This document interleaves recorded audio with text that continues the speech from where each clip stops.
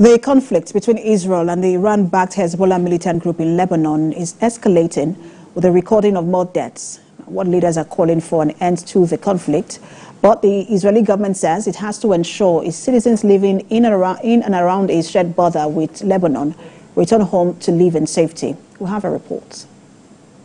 The Lebanese Health Ministry say 15 people have been killed, with several persons injured in the early hours of today by Israeli strikes in Lebanon. Most of the dead were reportedly killed in cluster towns in southern Lebanon. The strikes came after Israel said it intercepted a ballistic missile fired by Hezbollah towards Tel Aviv, the first of such rockets to target the country's biggest city. Hezbollah says the attack was directed at the headquarters of the Israeli intelligence agency, Mossad, and it is resisting Israeli aggression and acting in solidarity with Palestinians in Gaza.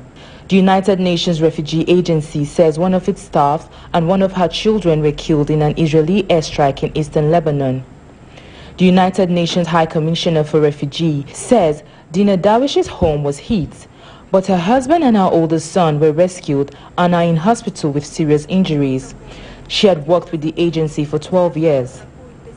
Meanwhile, the United States President Joe Biden, who has been under pressure to prevent the escalation of the war in Gaza from becoming a wider Middle East conflict, has his last speech as president in the United Nations General Assembly in New York addressed the fighting between Israel and Hezbollah in Lebanon and the war in Gaza.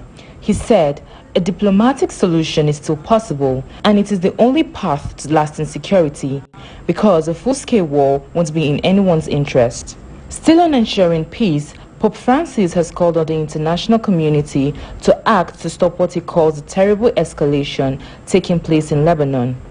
Speaking during his weekly address in St. Peter's Square, Pope Francis said he was saddened by the news coming from Lebanon, where intense bombings have caused death and destruction in recent days.